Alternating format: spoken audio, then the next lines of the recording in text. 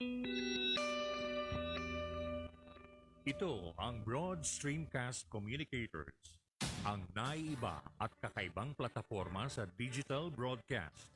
Mula Luzon, Visayas, Mindanao hanggang sa iba't ibang dako ng mundo. Broad Streamcast Communicators, ang sandigan ng sambayanan mula sa walang labis at walang kulang na pagbabalita, paglilingkod, maglalahad ng mga mapagbuong komentaryo at usaping pambayan para sa kapakanan ng karamihan. Broad Streamcast Communicators, tuwirang maglilingkod ngayon hanggang sa susunod na henerasyon.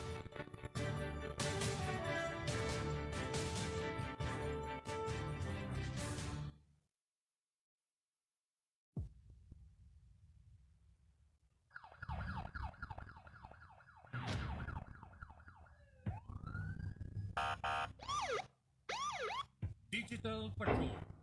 Ito ang palatuntunan magtutuo ng pansin sa mga pangyayari at kaganapan sa ating kapaligiran. Digital Patrol. Tatalakay sa mga usaping panlipunan, mga isyong naglalagablak. Digital Patrol. Magbibigay daan sa inyong mga saloobin at karaingan. Digital Patrol. At ngayon, narito ang inyong pinagpipitakanan sa daigdig ng broadcast mula noon hanggang sa ngayon, si Captain Sel Paisa. Good morning everyone. Ngayon pong araw ng Lunes, the first day of a new week.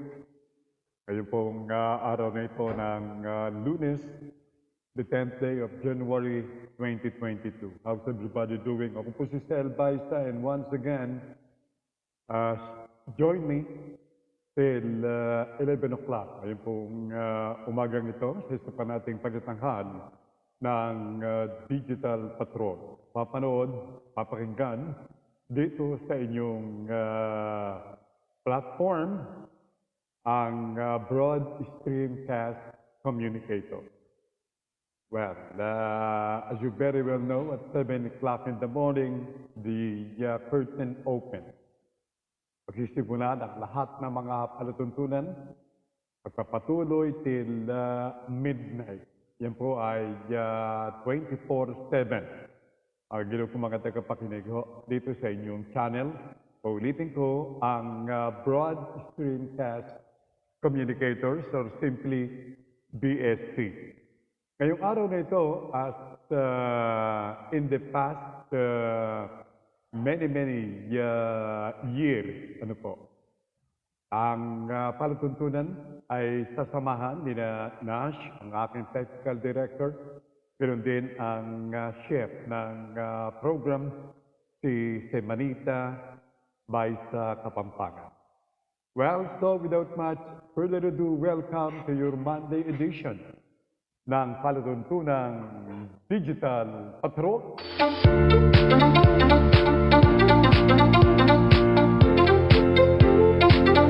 Dile, y'all, mile, Good morning kay Miss Hager. Well, likewise, magandang umaga sa lahat ng ating mga OFWs. Ang ating mga kababayan sa pati ibang bahagi ng ating mundo who make it a point to watch and listen to the program. Welcome to your show as always.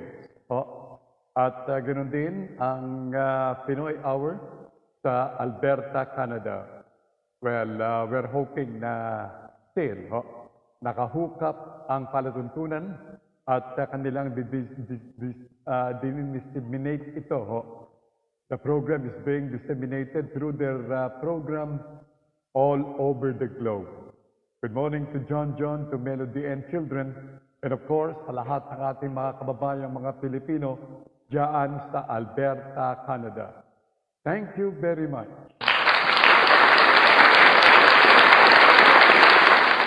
So, let's start the show. Marami tayong mga balita na ipagkakaloob sa ating mga kababayan. Ngayon pong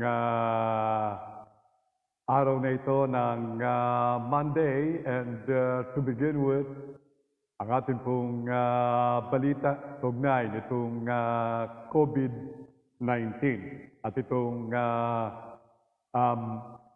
variant na kung tawagin ay Omicron. Kahapon, Enero 9, ay naitala ang pinakamataas na bilang ng COVID-19 sa loob ng isang araw lamang.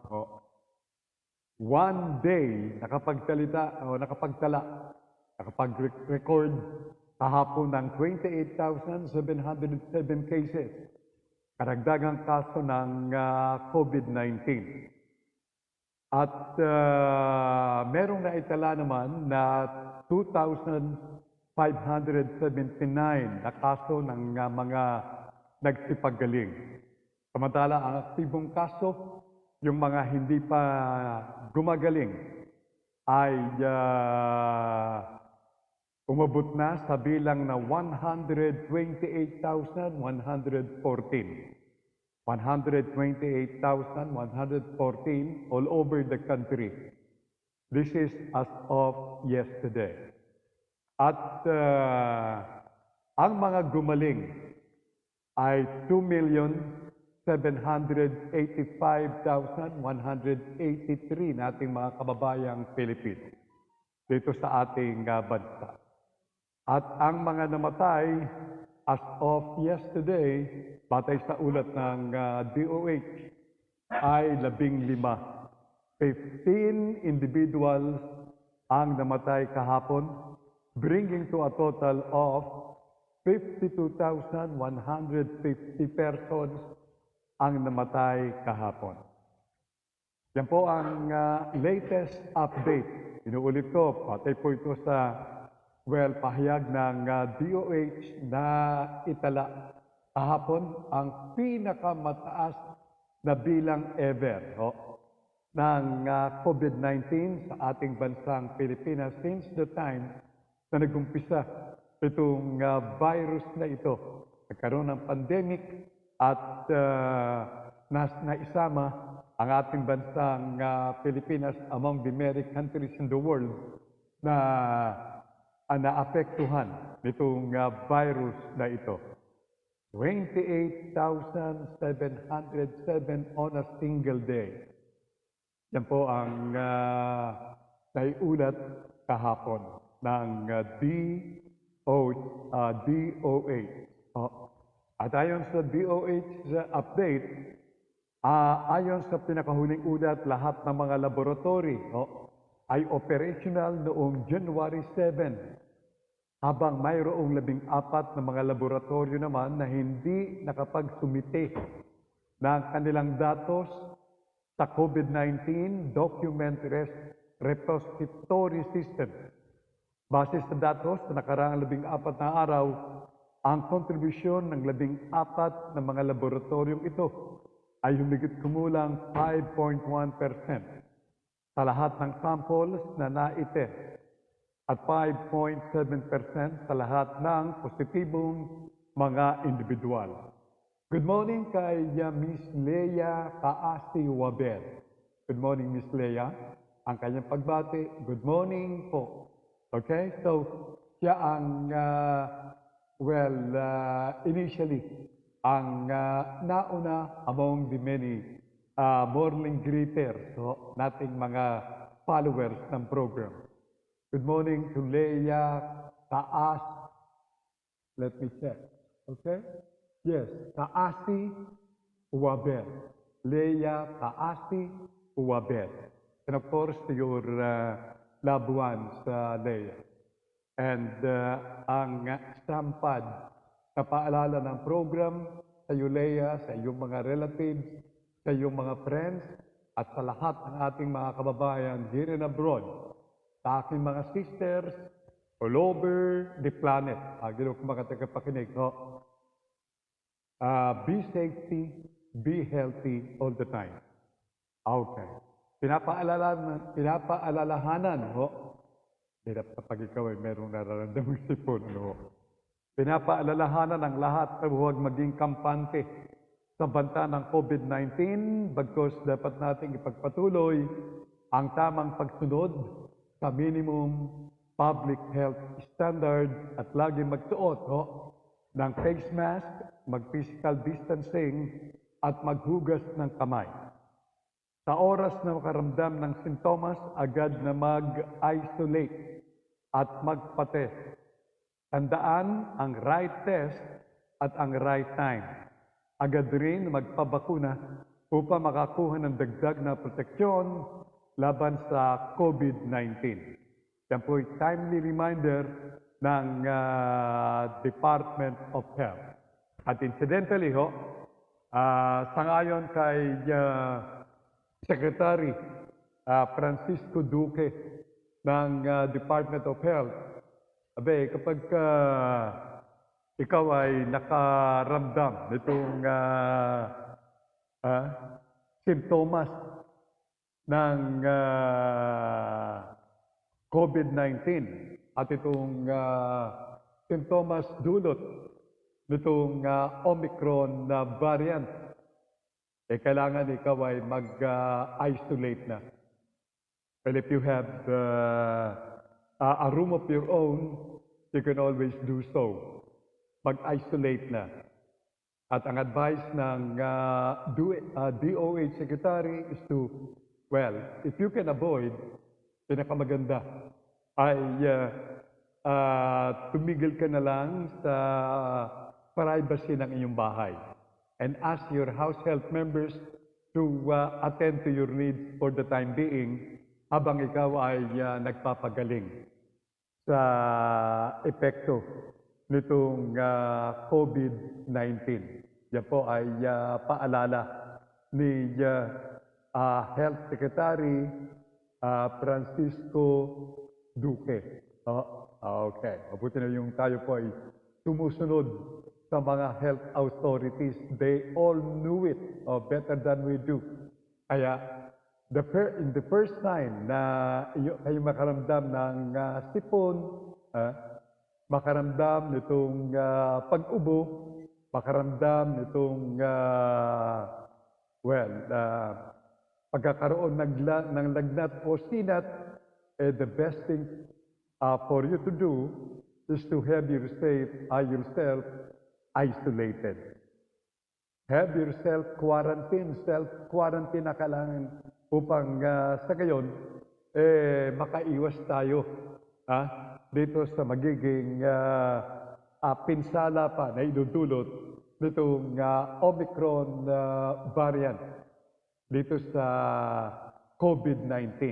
Although, compared to the previous variants, paulit-ulit at uulitin po ng programa na itong Omicron variant highly transmissible. 4 times na nakahahawa itong Omicron variant. Though, one thing we have to consider, hindi po siya as deadly as Delta variant. Yun naman ang isang bagay na highly, considerable. Ano po? At we're happy to take note of that. Kaya marami sa ating mga kababayan ang makainom lamang nitong analgesic o paracetamol, kagyat na silang gumagaling.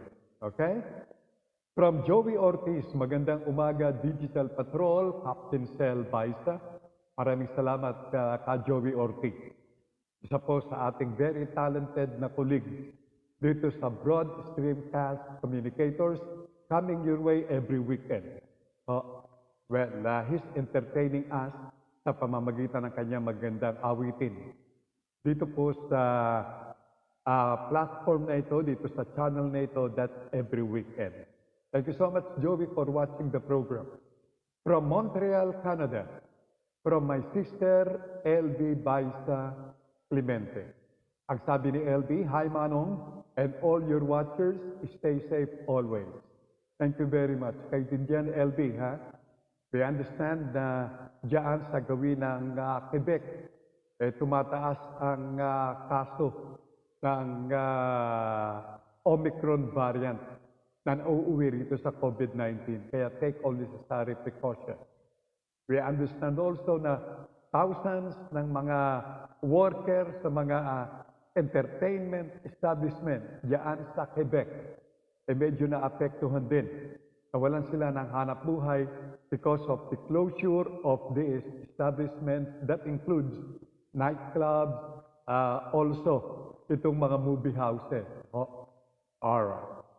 From Carmen Sevilla, who's watching from Montreal, Canada likewise. Oh, kamusta po kayo, Sir Baisa and family? Thank you so much, Carmen. We're okay. At of course, hindi kami nakaligtas dito sa sipon, ubo, at ito, konting sinat.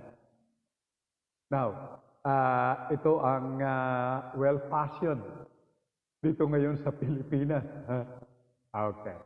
From Taytay Rizal, another sister, Lyde Baisa.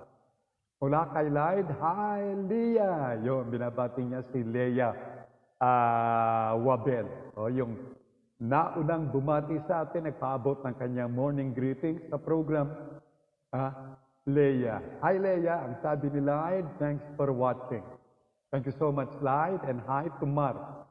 Ang kanya pong anak na is Mark still around?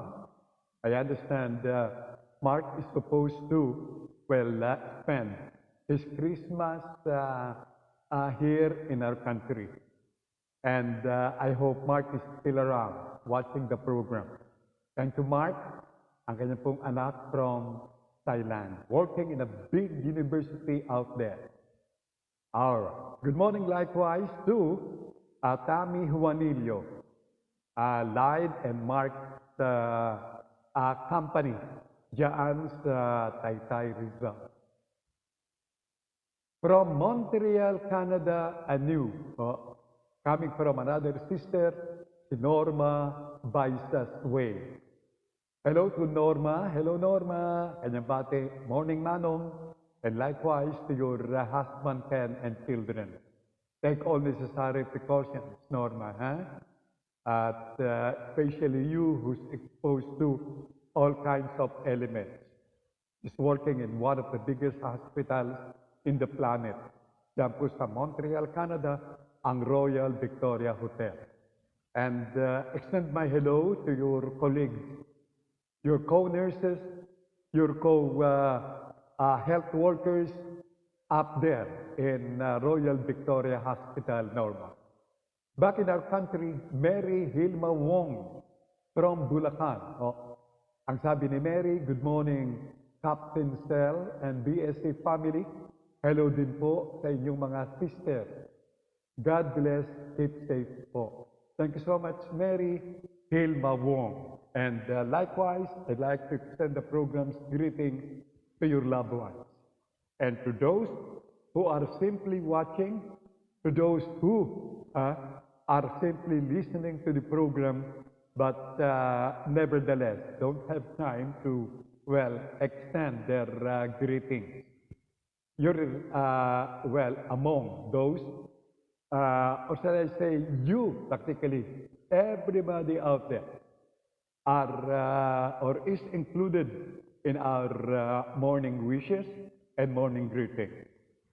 From Lyde, Mark is still here. He might extend his stay because Thailand is also in surge of COVID. Wow! Yan po ang latest. Nagkakaroon din itong surge ng COVID o itong pagtaas ng bilang ng COVID-19. Kaya si Mark, my nephew, has decided to extend his stay in the country. It's better to stay, sabi nga ni Mark, siguro. That's what I thought, all right? Rather than going back to the country where he's working. Okay, so stay healthy here in our country, so by the time you're back in the university, you're working in Thailand, at least you're okay. Thank you so much, Mark. And hello to all ISC personnel who are watching the program headed by Maxi Barredo, Mark's brother. Thank you very much. From Edna Uzaraga. Edna says, morning, sir. Morning likewise, Edna, and to your loved ones.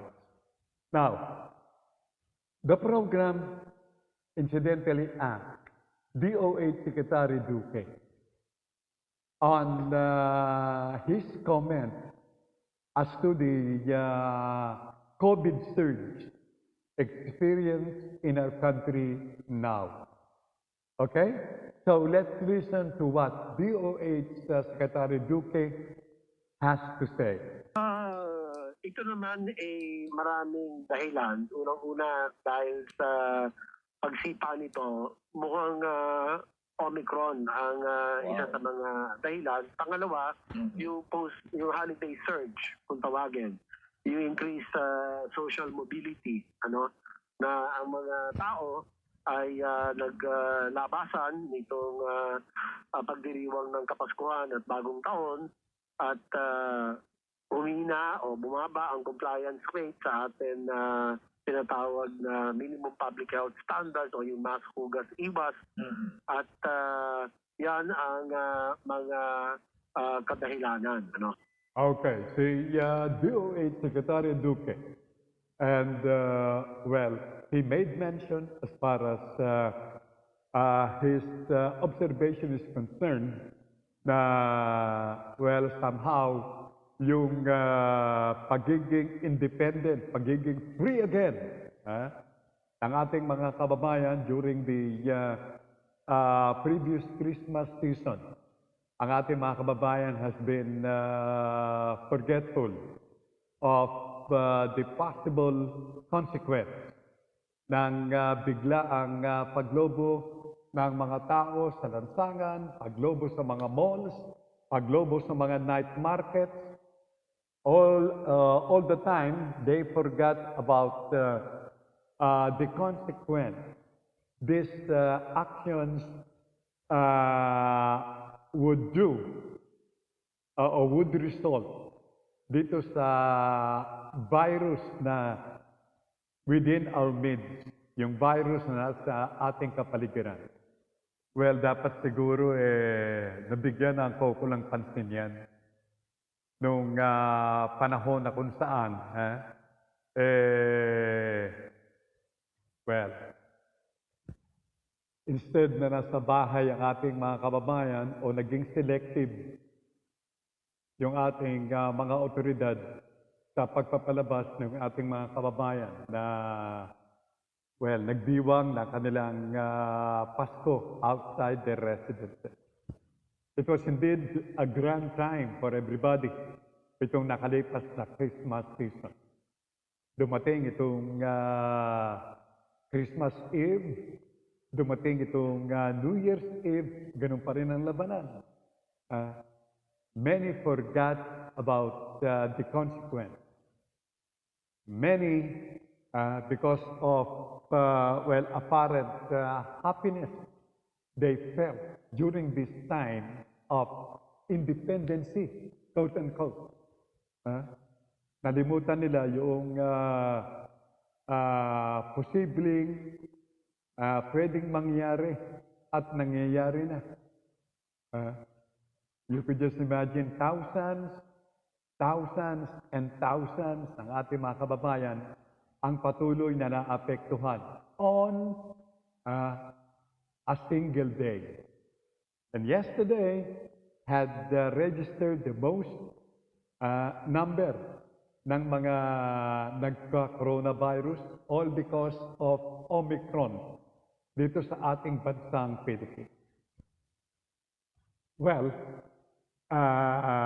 katulad ng aking binanggit kanina, siguro kung nabigyan ito ng kukulang pansin, hindi ito aabot sa ganitong system. But anyway, nangyari na. Kaya we have to face the consequence.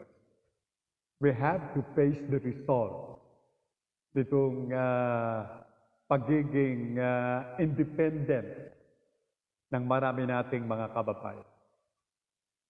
Marami ang nagdala sa kanilang mga anak, nakalimutan itong face mask. Meron ang face mask, hindi naman tama ang paggamit. Yung Divisoria Market, wala nang mahulugang karayom sa dami ng tao.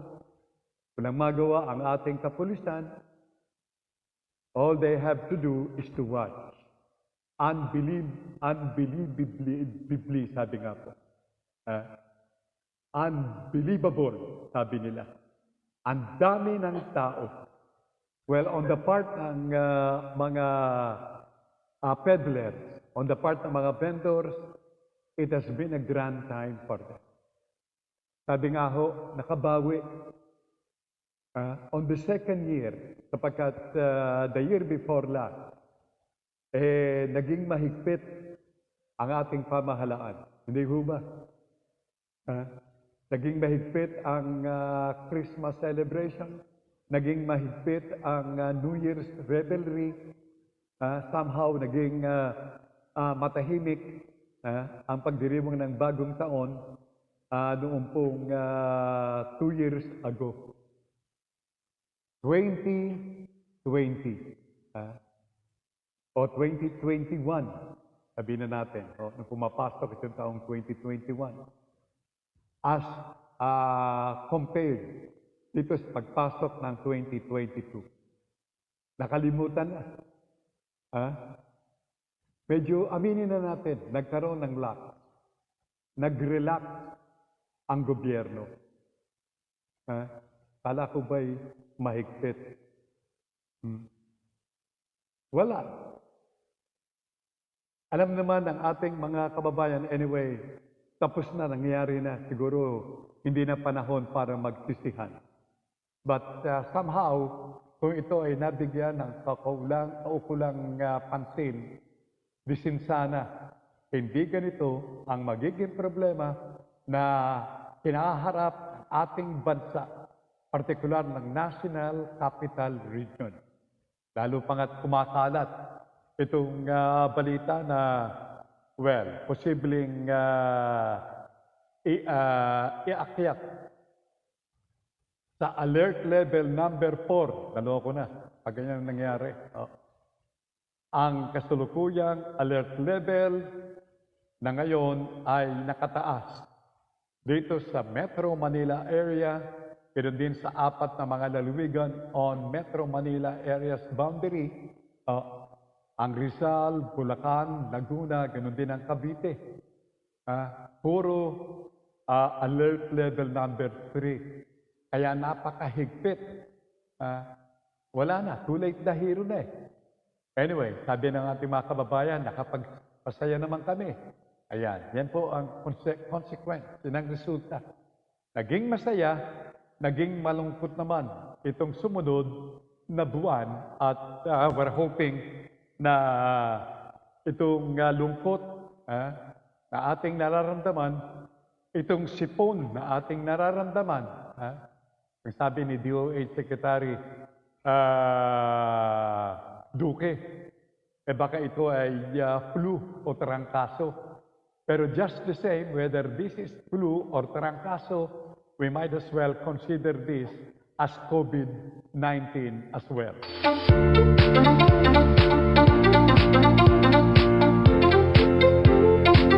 Okay.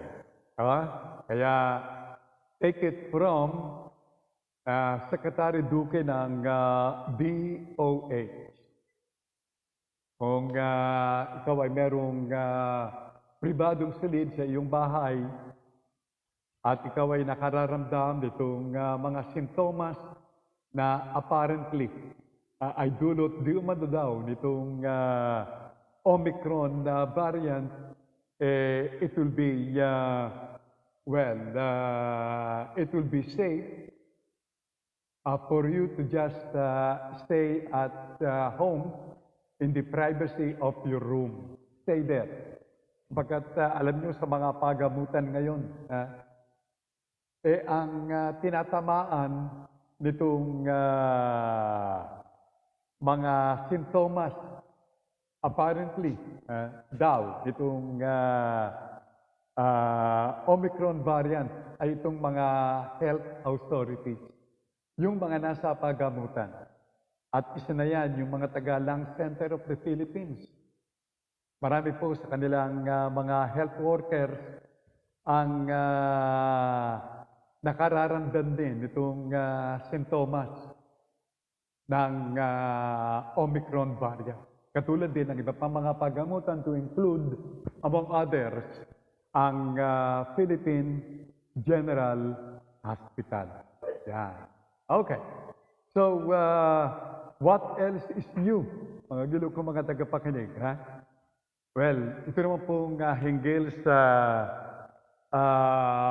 taunang traslasyon dito sa pagdiriwang ng kapistahan ng Quiapo o ng ating Black Nazarene. Naging matagumpay itong ginawang paghihigpit ng mga kapulisan. And I'd like to congratulate si General Leo Francisco ng WPD o Western Police District na sumasakop sa Paynila dito sa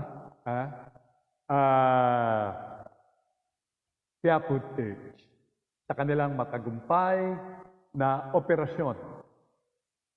Pagsugpo dito sa tiyak na pagkalat ng karamdamang itong virus na ito na COVID-19 sa pamamagitan ng Omicron variant kung hindi napigilan ng kapulisan itong pagdagsa ng milyon nating mga deboto ng itim na Nazareno. So marami po nagpaabot ng kanilang congratulatory remark kay MPD o Manila Police Department Head si General Leo Francisco. Congratulations, General Francisco. By the way, live BISA and the program, for that matter, is, yes, kahapon, happiest birthday to brother-in-law, si John Barredo. Belated happy birthday, John. Mayor John Barredo. He's the mayor of his family. Yeah. And of course, pagbati ay mula sa amin and to your family from your better half na si Techi at mga anak. And happy birthday likewise to Maxine Estrada Martinez, who will be celebrating her birthday. That will be tomorrow, January 10. Nakabase kasi sa USA. Itong si Maxine. Si Maxine ay the only daughter, unika iha ni Harry and Presi Estrada. Si Presi is another sister of yours truly. All right. From Delia Tenorio Balmores, good morning po. Greetings from Dublin, Ireland. Good morning, good morning, good morning, Miss Delia Tenorio Balmores. And to all our kababayan dyan sa Ireland, stay safe and healthy always. Ingat po tayo dyan. Although ang Ireland, ang kanilang requirement dito sa ating mga turista na papasok ng Ireland is just present your vaccination card and Ireland is open to you. Thank you so much, Delia Balmores. Thank you so much at sa lahat ng ating mga kababayan dyan. From Presi Estrada, ayun, yung pong mother ni Maxine Estrada Martinez, who will be celebrating her birthday tomorrow, January 10. At ang stamped greeting ng program kay Maxine. Paabot na rin natin kay Presi at kay Harry. Pansit, pansit, pansit, pansit. Pansit, pansit, pansit! And of course, ang ating pagbati sa lahat ng mga nagdiriwang na kanilang mga kaarawan, ngayong pong araw na ito, Enero 10, dito sa Pilipinas. Pero sa Amerika, sa Canada, ang kanila pong petsa ngayon ay January 9 pa lamang. Ahead po ang ating bansang Pilipinas. Kaya, advance happy birthday kay Maxine Estrada Martinez. Ayun, ang sabi ni Presi, si Maxine daw ay nasa Switzerland sa mga sandaling ito. Well, Maxine is celebrating her birthday in a very beautiful and very clean country like Switzerland. I've been there once. And I really admire yung pong cleanliness ng nabanggit na bansa. I remember an incident wherein I was talking to a man inside a train from France. Patungo kami ng, from Switzerland. Part of Switzerland yun lugar na yun. I can't really recall what place was that, but certainly I can fully recall na I was sitting to a man na meron dalang-dalang black bag, who placed his black bag on his lap. We talk about Switzerland and we talk about, their Congress. Yung pong kanilang kongreso diyan sa Switzerland. And to my surprise, I didn't know I was talking to a member ng Kongreso ng Switzerland. Imagine, dito sa bansang Pilipinas, tiyak na yang membro ng Kongreso nakalulan sa isang magarang sasakyan na napapaligiran ng kanyang bodyguards para nilangaw ay hindi makadapo doon kay congressman. Pero doon, ang katabi ko po sa train ay tagagawa ng batas ng Switzerland na mga gano'n kong mga tagapakinig. Very, very unassuming.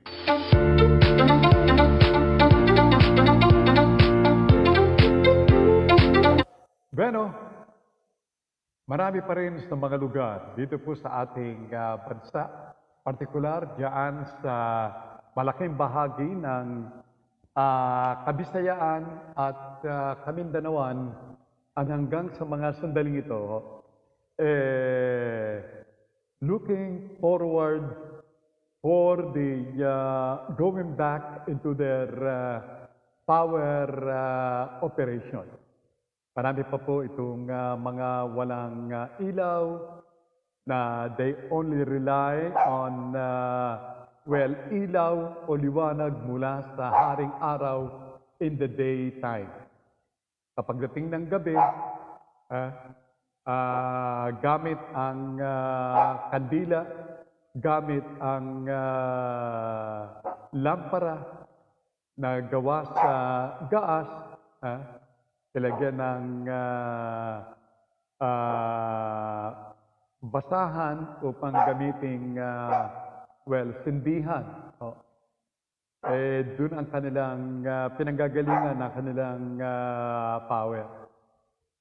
Well, up to now, kaya naman, although I'm sure na ang ating mga power authorities are leaving no stone unturned and they're trying their best to bring to operation ang kuryente diyan sa malaking bahagi ng Kabisayaan at Kamindanawan. Alam nyo, marami palang mga bakuna itong nasira as a result nitong pagkaka-apekto nitong kuryente. Ah, well, alam natin na itong mga bakuna ay very sensitive sa init. Kaya from the time itong mga bakunang ito ay nagdatingan sa ating bansa, all what our authorities done is to have it kept sa mga refrigerated boxes. Yung mga refrigerator, yung mga cool facilities wherein their efficacy would be maintained. Now, as a result nitong bagyong Odette, nasira yung mga refrigerated o mga refrigerators na yan, nasira yung mga cooling systems, kaya nasira din itong mga bakuna. And that's the sad part. Sangayon po kay Yusek Mirna Kabutahe ng DOH, kanyang tinataya na close to 28,000 doses ng mga bakuna ang nasira. Whether we like it or not, bakunang nasira would mean pera o pisong nasira din. Sapagkat ito ay utang ng ating bansang Pilipinas mula doon sa bansang nagpadala o nagparating nitong mga bakunang ito.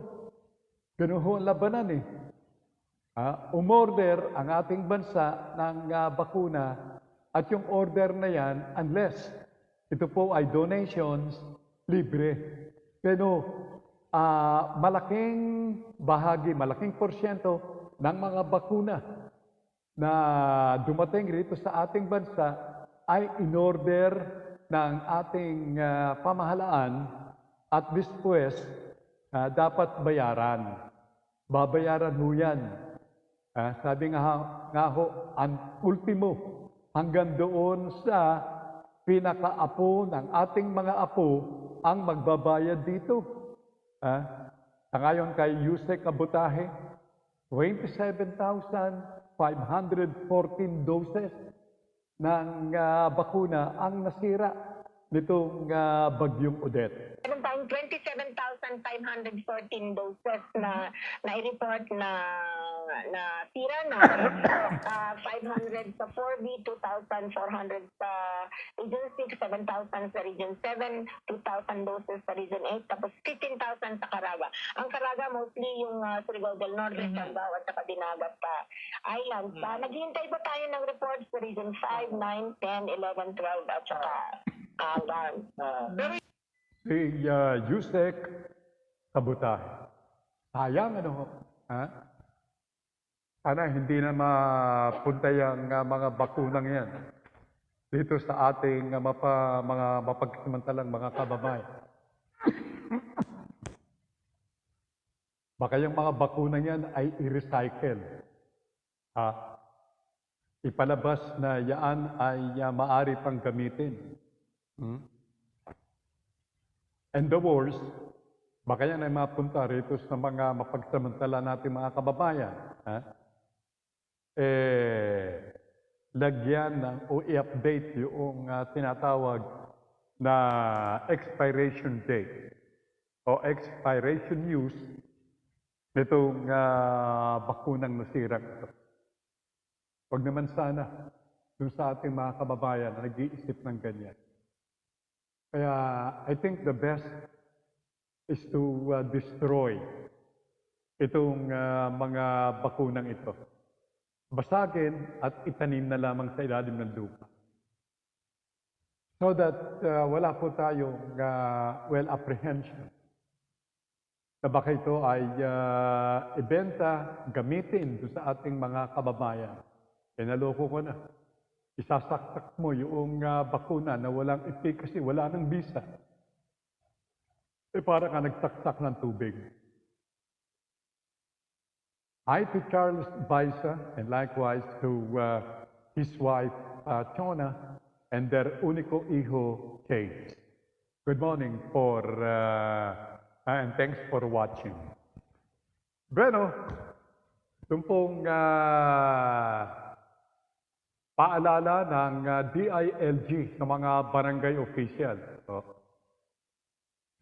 na imposed to the letter yung naging order ni Mayor Digong sa mga barangay officials to be extra watchful doon sa inyong mga konstituwento na hindi pa bakunado. Now, dapat maging mahigpit. Yan po ang nire-echo naman ni Yusek Jonathan Malaya ng DILG na siyang opisyal na tagapagsalita ng ahensya. Maaari pong humarap sa batas o ipagharap ng sakdal ang sinumang barangay official na magiging lax dito sa naging utos ni Mayor Digong. Paghihigpit ng kanilang mga konstituwento at hinahayaan na lamang yung paggala-gala ng ating mga kababayan o inyong mga konstituwento despite the fact na sila ay hindi pa bakunado. Kaya dapat maging mahigpit. Doon naman sa mga hindi bakunado, marami na pong mga bakuna na maaari ninyong gamitin. Sapagkat, we're happy to note na medyo nagbabago na itong pag-iisip ng marami nating mga kababayan na hinggil dito sa pagtuturok ng bakuna. Many submit themselves dito sa voluntary vaccination ng ating pamahalaan. Marami na itong mga first-timers, marami rin yung mga nagpalagay ng kanilang booster shot. Well, kung magiging malaking tagumpay itong panawagan ni Mayor Digong, mapipigilan itong pagkalat nitong COVID-19. Alam nyo, yung mga bali-balita na ilalagay sa alert level number 4 ang Metro Manila area and other provinces nearby, huwag naman. Ang sabi ni Presidential Advisor on Entrepreneurship, si Joey Concepcion, ang sabi niya, huwag naman po sana. Paalala, panawagan sa IATF. Sapagkat sus marisip ang magiging pinsala nito. Lalong-lalo na dun sa ating mga maliliit na mga negosyante. Patay ang negosyo pag nangyari itong alert level number 4. Pero anyway, wala pa namang mga indikasyon. Although yan ang kinakatakutan ng ating mga kababayan. Baka suddenly, bago matapos yung last day ng alert level number 3, ay ipahayag naman dito ang alert level number 4 dito sa Metro Manila area at nearby provinces. Patay tayo dyan. Anyway, may pera pa ba tayo? Well, I'm sure dito sa bagong budget, meron pang pera. Mga bagong pera. Sabi nga, new amount that is included. Trillions of pesos na gagamitin in case na magkaroon itong tinatawag na lockdown. Pagsasara ng mga barangays, hindi na hubiro itong alert level number 4. Lalong-lalo na doon sa mga umaasa sa daily wage, yung arawan. Yung mga contractors na nagtatrabaho on a daily basis. Kawawa ho yung mga yan. At hindi lang yan. marami ang kaawa-awa. Yung maliliit na mga negosyante. Yung mga workers nito. Damay yung proprietor o may-ari ng negosyo, damay din yung nagtatrabaho dito. At hindi lang yan. Damay yung pamilya noong may-ari ng negosyo at damay din yung pamilya ng mga workers.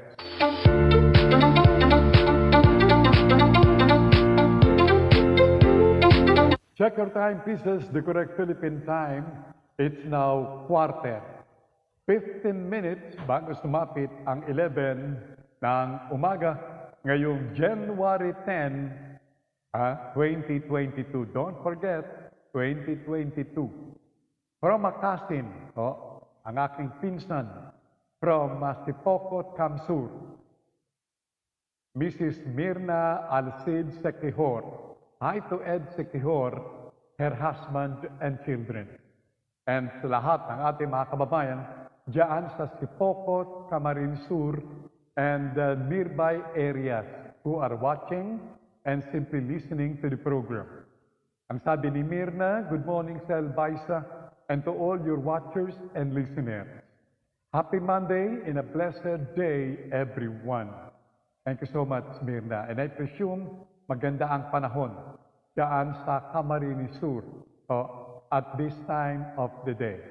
Thank you so much, Mirna, and hello to your neighbors. I know you are spreading the news around that there is one digital patrol which is being watched and being heard Monday to Friday dito sa digital patrol. Thank you so much for promoting the show, Cousin Mir. Dile, y'all, mile, Kaya naman, ang pakiusap ni Presidential Advisor on Entrepreneurship na si Joey Concepcion, huwag nang iangat sa alert level number 4, ito pong Metro Manila area. Napakahirap po ang isipin yung bagay na yan. Nako, talaga naman mga bilog po mga tagapakinig, napakahirap po yan. Pero, doon po sa ating kanina ay ibinalita kay General Francisco yung tagumpay ng kanilang operation traslasyon diyan sa Quiapo, Maynila. Ang sabi ni Mirna, naku, umaambon pala ngayon diyan sa Sipocot, Kamsur. Whereas dito sa Metro Manila area, the sun is shining so brightly. It's so warm down here. Samantalang diyan sa Kamsur, umaambon. Now, from General Trias in Cavite, I miss this guy, and I'm sure he misses the program along with his family. Good morning kay Mrs. Cruz. Hello, ma'am, and their only child. Wilfredo Cruz Jr. ng General Trias, Cavite. Ang sabi ni Willie, good morning po, Captain Sel Baisa, Pinoy Hour, OFW, Buhay na Bayani. Long time no see, long time no read, long time no hear, likewise. Wilfredo Cruz Jr. And hello sa lahat ng ating mga kababayan dyan sa bahaging yan ng lalawigan ng Cavite na nasa ilalim din nitong alert level number 3. Alright.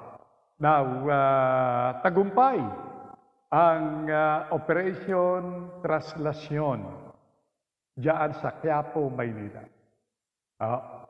Over the weekend, nakausap po ng palatuntunan si General Francisco. At let me share to you yung paghihigpit na ginawa ng pulisiya ng Maynila. dito sa ating mga kababayan na, well, nais na despite ng pagsasara ng Quiapo Church, makita ang simbahan at they would do anything upang sa gayon ay makita man lang ang simbahan. Pero they were not allowed ng kapulisan. Certain areas leading to Quiapo Church ay binlock. Nilagyan ng mga barriers para hindi maraanan ng ating mga deboto ng Black Nazarene. Sabi ni Willie Cruz Jr., natanggap po ang booster ko noong January 6. Dalawang araw po akong nalagnat. Masakit pa din ang balikat ko. 3 AstraZeneca na po ang naturok sa amin. Okay? We're happy to note that. Willie Cruz Jr., who had done with his booster. The first booster after completing yung 2 doses na mabakunahan si Willie Cruz Jr. Thank you so much. I'm happy to note that. Now, going back to what police authorities have done during the weekend. Pero I understand, maging ngayong araw na ito, sarado pa rin yung mga areas leading to Quiapo Church. Baka dumagsa pa rin yung ating mga deboto. Let me play ito pong naging pahayag ni General Francisco Astu dito po sa paghihigpit na pinasunod ng WPD o MPD ditong nakalipas na weekend. Simula pa naman noong Friday, ginawa na nating maisara ang mga street leading to Quiapo Church at yung 2 malalaking kalsada, ang southbound ng Quezon Boulevard at ang northbound ng Rizal Avenue. Ngayong araw na ito, buong Quezon Boulevard, sinar na natin at buong Rizal Avenue. At yung mga maliliit na street leading to Quiapo Church. And although nagsimula kami ng Friday, dahil ito ay first Friday Mass of the year, sinusan ulit namin ito kahapon para sa ating mga motorista. At kagabi, alas 2, sinara na namin ito para naman may patupad natin yung pagbabawal sa pagdagsa ng mga debote ng ating poong itim na Nazareno.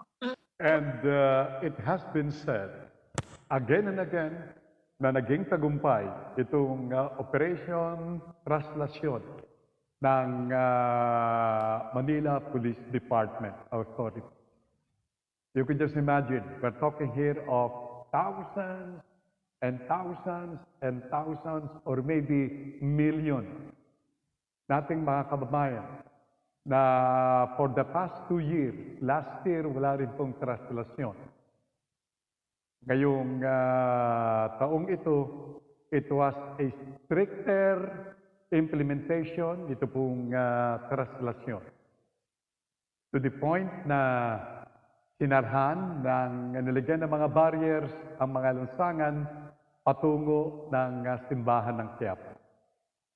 Naging matagumpay. Pero ultimately, ito po naman mga gilong kong mga tagapakinig ay para din sa ating lahat. Because you could just imagine, siguro napanood nyo siguro yung mga footages ng how traslasyon has been, celebrated during the previous years. Mga taong hindi magkamayaw, makahawak ng lubid, mga nakapaa, unmindful dito sa bubog o mga pako na kanilang matatapakan. Pero, this year, nailigtas itong ating mga kababayang ito dito sa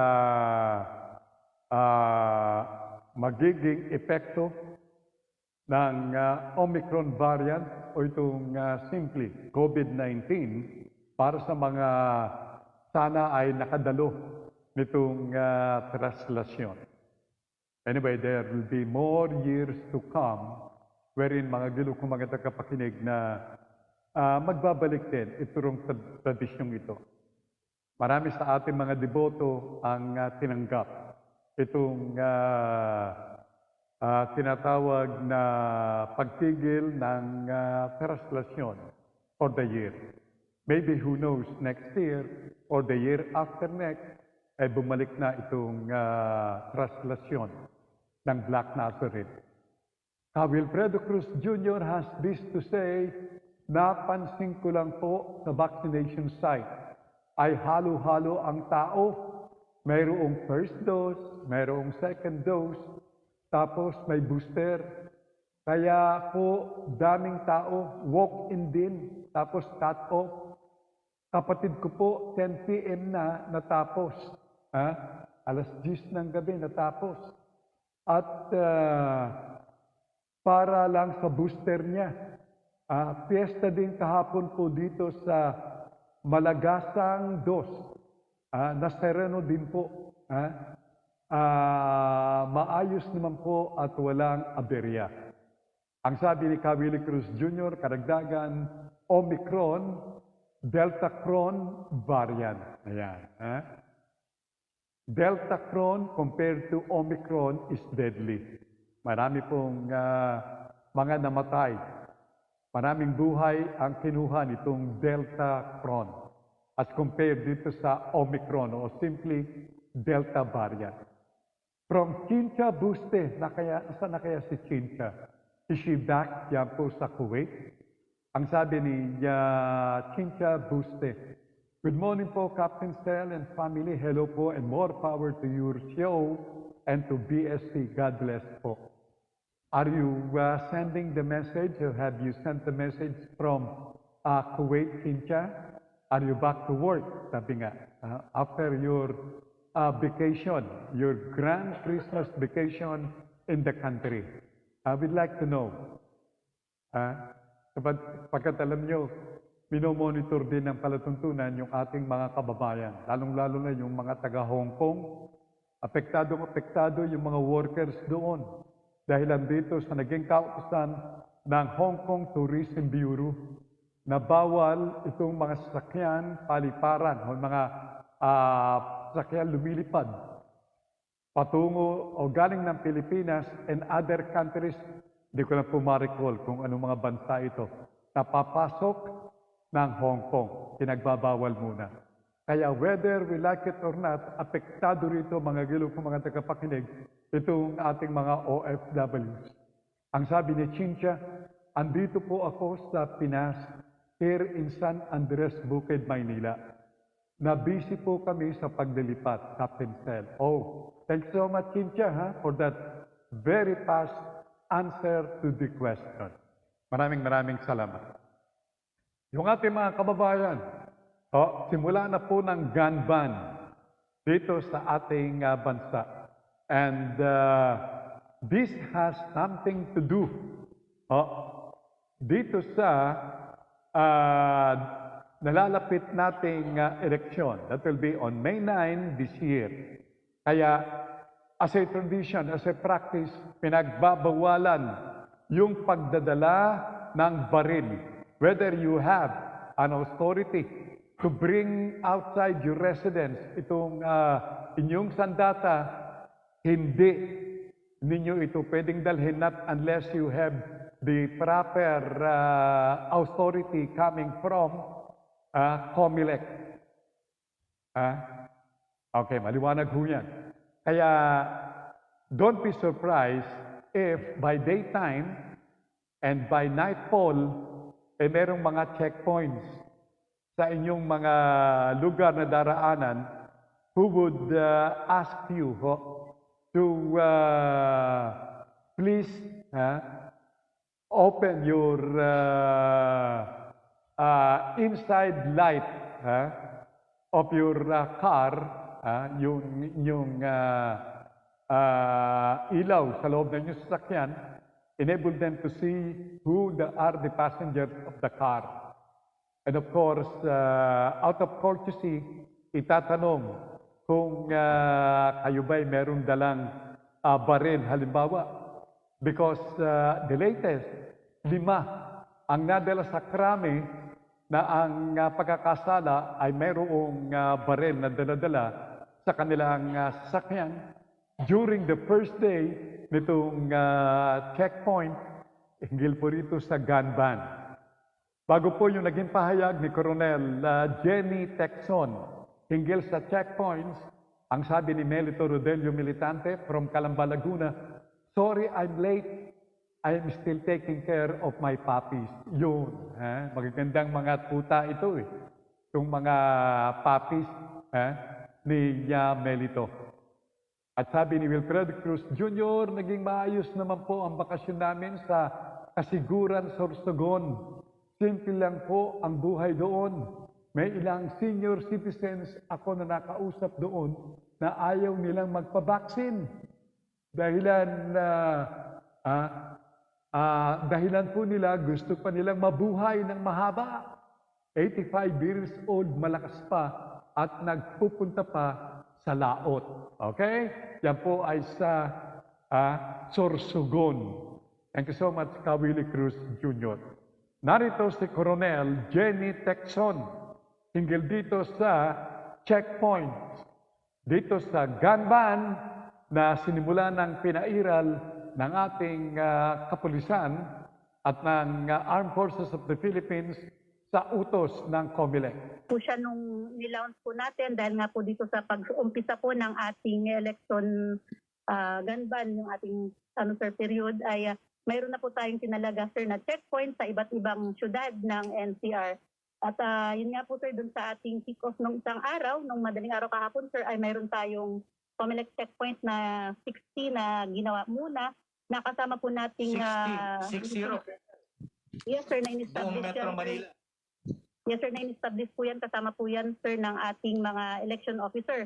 Pero pwede pong dagdagan, sir, ang mga checkpoint na yan. Basta ipaalam lang po natin sa mga election officers natin sa ating mga lugar na nasasakupan po. Again, don't be surprised to see in the place you're passing through na may mga checkpoints ng ating kapulisan regardless of the time, whether it's day or night time.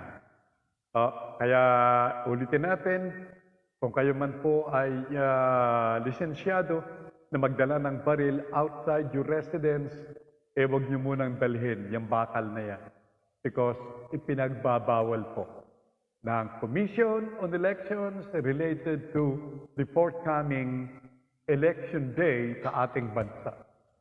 Willie Cruz Jr. says, dito po may checkpoint. Kapag walang vaccine card, pinapauwi nila. Yan.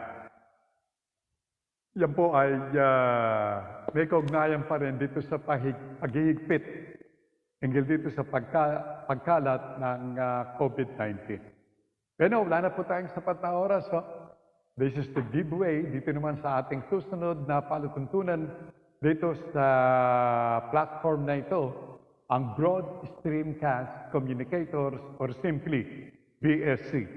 Ang tabayanan po ninyo, agilo kong mga tagapakinig si Binibining JC Bautista sa kanyang palatuntunang Ang Buhay Online.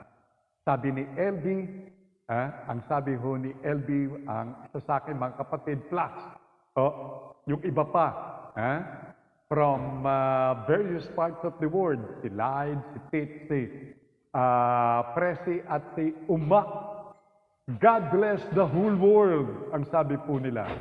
That includes my cousin from Sipokot, Kamsur, si Mirna, Tekihor.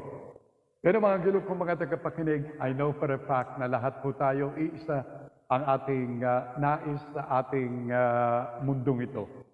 Na sana po sa lalong madaling panahon, maging isang ganap ng, history na lamang o kasaysayan na lamang na iisipin itong coronavirus dito sa ating planeta. At let's keep on praying na ito po sana ay ating matamo sa lalong madaling panahon. Maraming salamat kay Nash. Thank you so much kay Semanita. And of course, to everybody. Yung ating mga regulars as well as yung ating mga silent listeners and viewers. Ako po si Sel Baisa, nagsasabing muli po tayo magsama-sama bukas, God willing. Sa isa pa rin pagkatanghal ng inyong palatuntunang Digital Patrol.